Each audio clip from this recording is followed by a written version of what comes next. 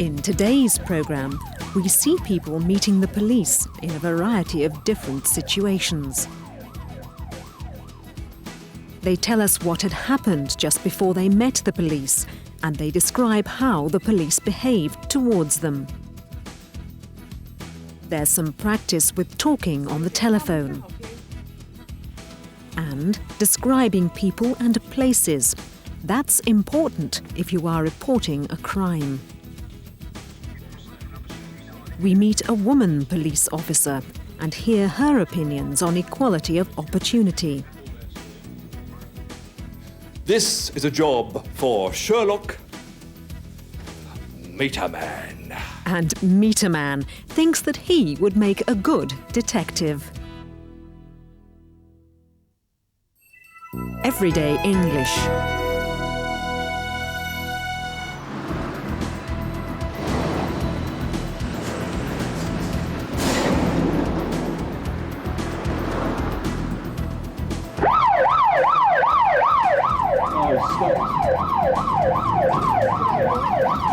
Well, yes, I admit I did go for a red light.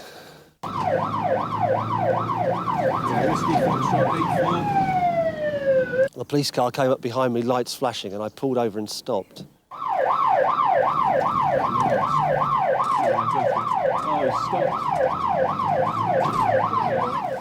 They just gave me a warning. Right. Are you the owner of the vehicle, sir? I am. Right. I'm not very happy with the standard you're driving. However, on this occasion, I'm going to give you a verbal warning. They spoke quite politely, but, well, how would I describe it? Firmly. They spoke very firmly.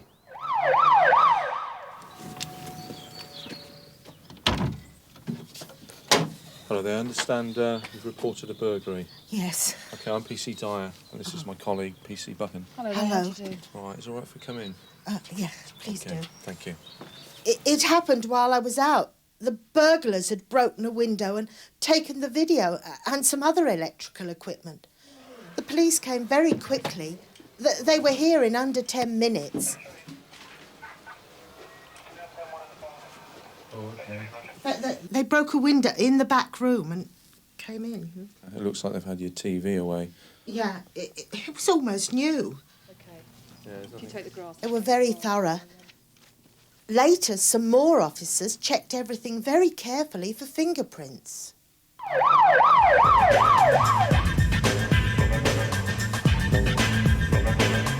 I've done nothing. Calm down, keep your language down, all right? I want to have a word with you a minute, all right? Just calm down. Hey! The first thing we knew about it was when the music stopped and it suddenly went quiet. I'd been dancing with Dave and we stopped like everyone else. Pete and Sharon had been having a drink at the bar, I think. They searched 4 or 5 people. One guy didn't like it. He reacted violently. The police had to get hold of him quite roughly, and they took him out to the van. Calm down and come with me. All right, just Come on, that's right, don't get involved. Good morning. I wonder if you could help me. We just had lost our airline bag. We went straight away to the police station, which is not far away, and we reported that we had lost the airline bag. And where did you last see it? On a bus from... we had been traveling by bus, so we gave them all the details. The police officer was quite polite, and he spoke slowly and clearly, so we could understand.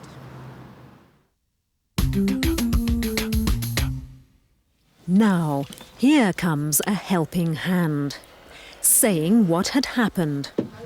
The past perfect and the past perfect continuous tenses are used for an action which came before another action in the past. The burglars had broken a window and taken the video and some other electrical equipment. The burglars had broken a window. They had taken the video and other electrical equipment. I'd been dancing with Dave. I'd been dancing with Dave. Pete and Sharon had been having a drink at the bar, I think. Pete and Sharon had been having a drink at the bar. We had been traveling by bus. We had been travelling by bus. Next, describe how people behaved and how they spoke using adverbs. They spoke quite politely. They spoke quite politely. Why do you think I've stopped you then? But, well, how would I describe it? Firmly. They spoke very firmly. But firmly. They spoke very firmly. Do you want to have a look inside it? Later, some more officers checked everything very carefully for fingerprints. They checked everything very carefully. One guy didn't like it. He reacted violently. One guy reacted violently. The police officer was quite polite and he spoke slowly and clearly so we could understand. He spoke slowly and clearly so that we could understand. I admitted that I crossed a red light. They asked to see my driving licence. They warned me that if I was found doing it again, I might lose my licence. They asked me what time I'd gone out and when I'd come back. They wanted to know if I'd seen anyone hanging around near the house in the previous few days. They told me that there had been a lot of burglaries in this part of town in the last few days. A police officer told us they'd received some information about possible drugs at the club. He asked everyone there to cooperate. He said that they were going to search a few people.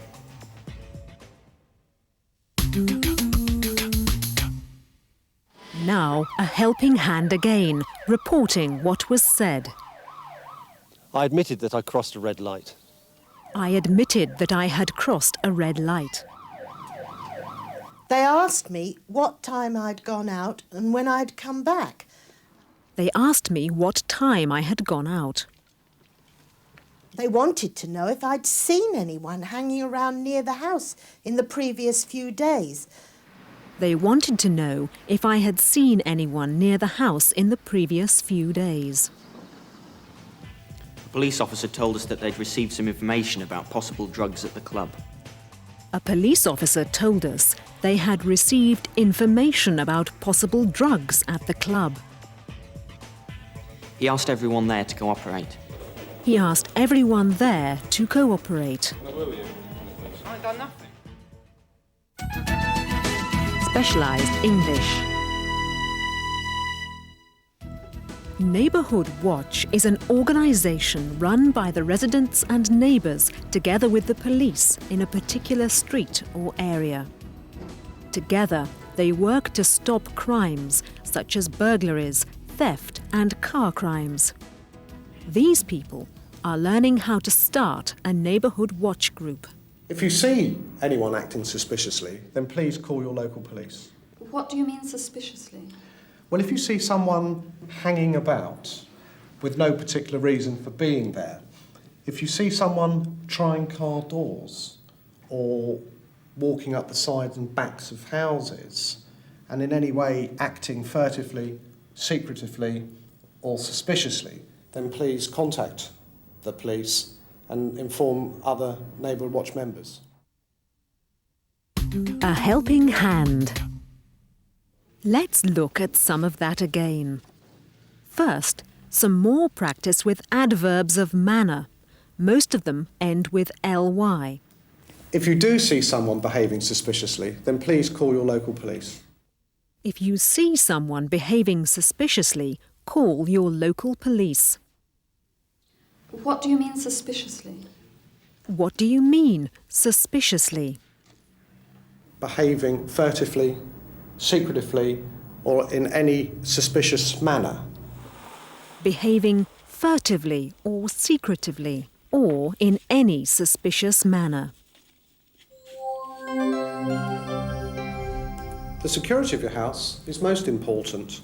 Good locks on windows and doors, at the front, at the side, and at the back of the house. If you have a driveway or path, put down gravel instead of a hard surface.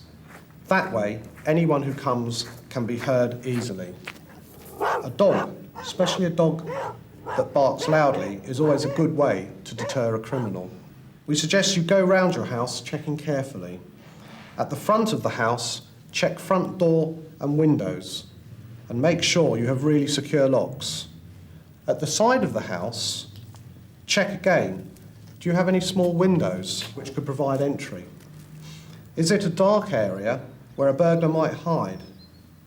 Install a light which goes on when someone walks past. At the back of the house, check doors and windows again. If you are out all day, don't leave milk outside the front door. That's as good as writing a letter to the burglar, telling him that you're out. Ask a neighbour to take the milk in for you. A helping hand. Here's some help with prepositional phrases to talk about position or direction. We suggest you go round your house checking carefully. We suggest you go round your house, checking carefully. Good locks on the windows and doors, at the front, at the side, and at the back of the house. Good locks on windows and doors at the front, at the side, and at the back of the house. Don't leave milk outside the front door. Don't leave milk outside the front door. A dog, especially a dog that barks loudly, is always a good way to deter a criminal. Here's another adverb. A dog, especially a dog that barks loudly, is always a good way to deter a criminal.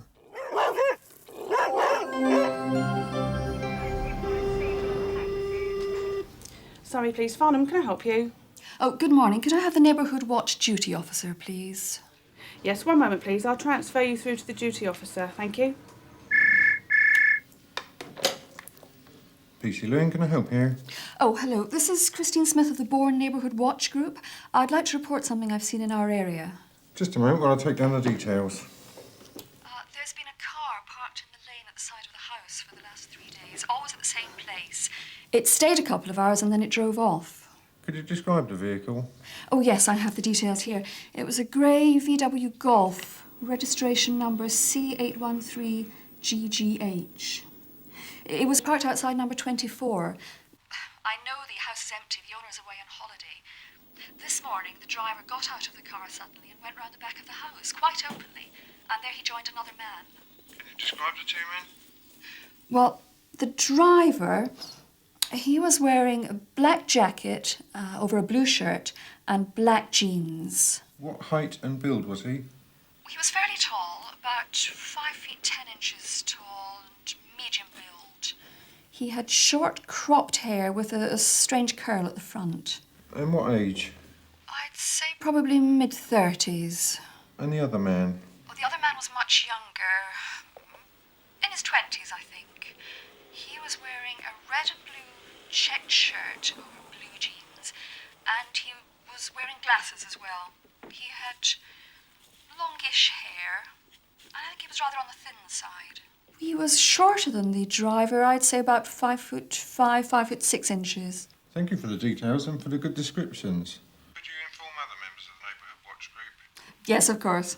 Thank you. Bye-bye. A helping hand.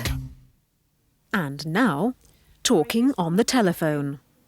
Oh, good morning. Could I have the neighbourhood watch duty officer, please? Could I have the neighbourhood watch duty officer? Yes, one moment, please. I'll transfer you through to the duty officer. Thank you. One moment, please. I'll transfer you through to the duty officer. Next, giving a description. First, the car.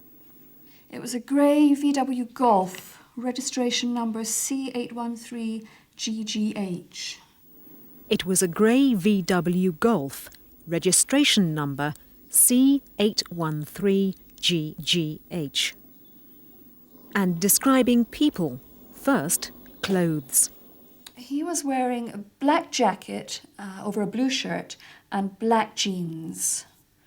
He was wearing a black jacket over a blue shirt and black jeans. Next, height. Oh, he was fairly tall. I'd say about 5 feet 10 inches. He was fairly tall, about 5 feet 10 inches.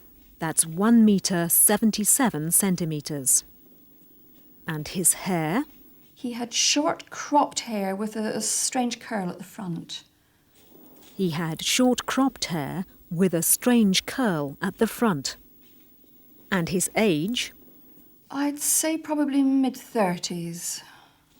I'd say probably mid-30s. Oh, the other man was much younger. In his 20s, I think. The other man was much younger, in his 20s. And his hair was rather longer. His hair was rather longer. I'd say he was rather on the thin side.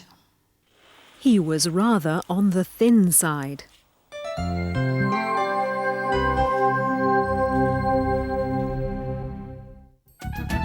A personal view.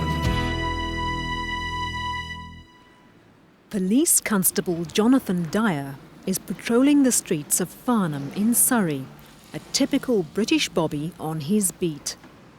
A bobby on the beat is as natural as seeing a post office, a pub or a telephone kiosk. People want to see us walking the beat, talking to them and letting them know that we're providing a safe place and we're there to help them if there's a problem where they do need to speak to the police. Whether they are using traditional methods or the latest technology, the Surrey Police employ highly trained officers, men and women. Today, there are no departments within the Surrey Police that aren't open to male and female officers alike.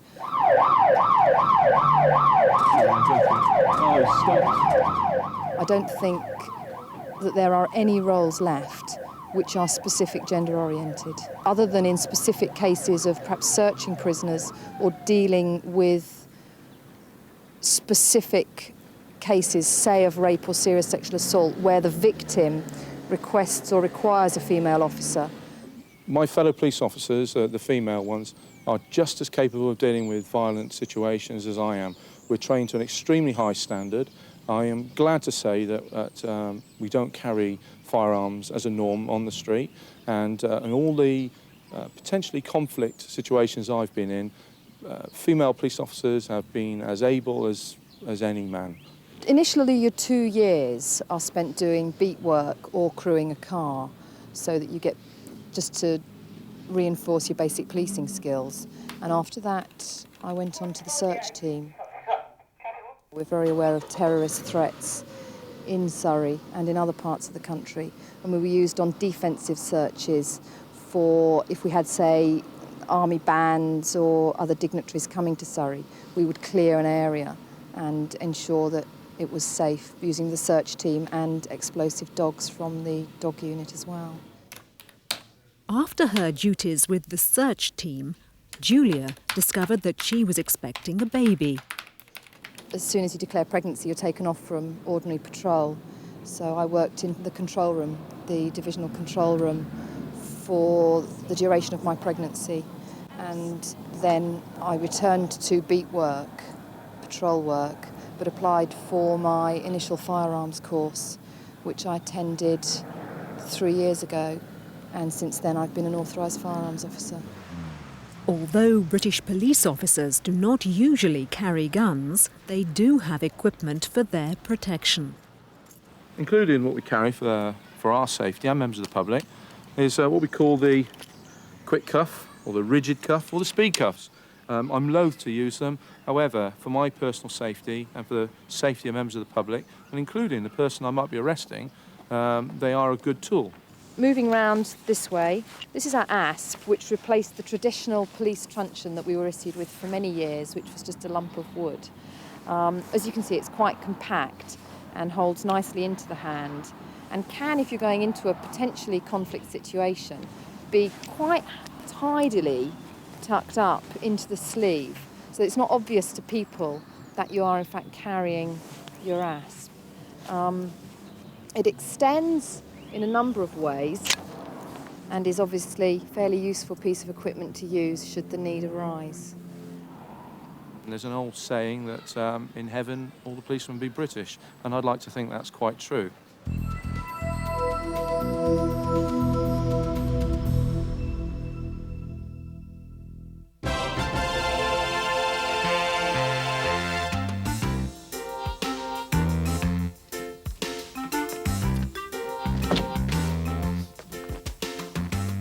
Good morning, Vicar. Good morning.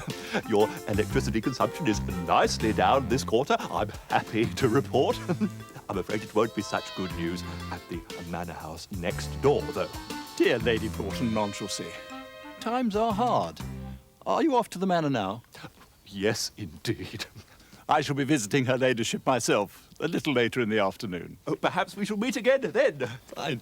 Goodbye.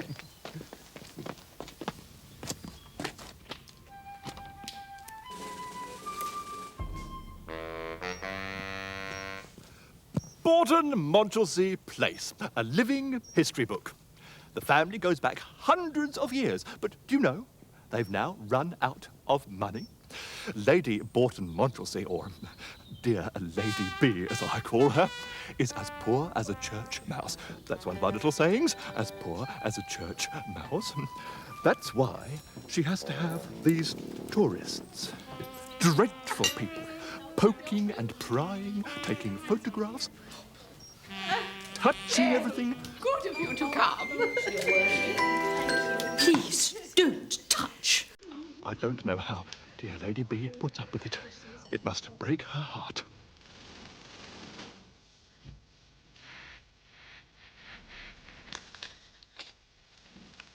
Did you see that child? He was behaving atrociously. No manners at all.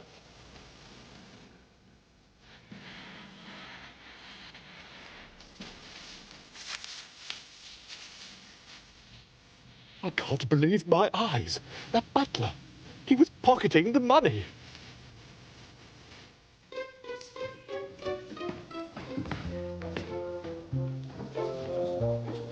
They do look extremely suspicious. I shouldn't be surprised if there's some dirty business going on here. The music box! The music box! It's gone! Stolen! I've been robbed! Told you so. Dear Lady B, have no fear. Meter Man is here. This is a job for Sherlock Meter Man. Everyone, keep calm and don't move. I am an expert detective and I am now in charge here. Tourists, be as good as to await me in the drawing room. You! Who, me? Yes, you. Get outside and lock all the doors. Nobody must leave the house.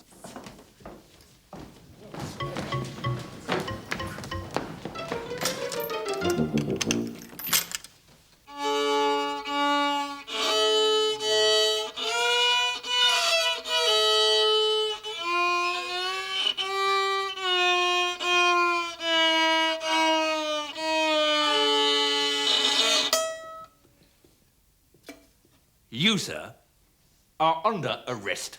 Oh, no, not Watson. I'm sure it wasn't my butler, Watson. Excuse me, sir. Why are you accusing a faithful servant who has been in the family for 33 years? Elementary, my dear Watson. We will find the evidence in your pocket. I am never without her ladyship's gin. All right, everyone. I'm going to ask you a few questions. I want you to think very carefully. It is most important. You, young lady, tell me what you were doing. Well, actually, I was looking at the pictures. Were you alone? No, I was with my son. Your son? Most peculiar. Describe him to me. Well, can't you see him? I said describe him. Right. Well, he has brown hair, brown eyes, medium height. That is correct. I saw the clergyman, the vicar, and he was behaving most strangely. Go on.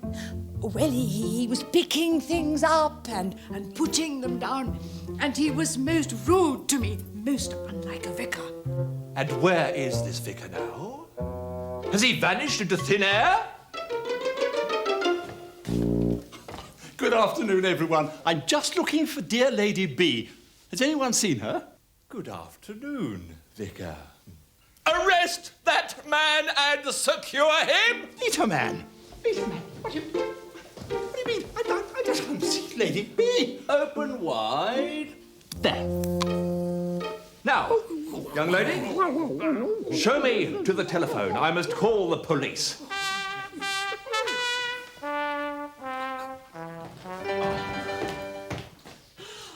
Meter man, you're my hero. Hero, eh? Yes, you're right. I should be famous. I should be in the newspapers. Perhaps I should ring them first. Connect me to the Daily Splash immediately. Dear Lady B, everything is under control. Oh, so good of you. Excellent work. Yes, Daily Splash. Yes, this is Meter Man here. I'm at Bolton, Monchelsea Place, and I have just arrested a most dangerous criminal. Thank you very much indeed. They are sending a top journalist. He should be here very soon. Now, what else did I have to do? Phone the police. What's their number? 999. 9, of course, yes. 9. Oh, no, you don't. You're coming with me. And as for you, you stay where you are. What will happen to Meter Man? Can he escape? Watch next week to find out more.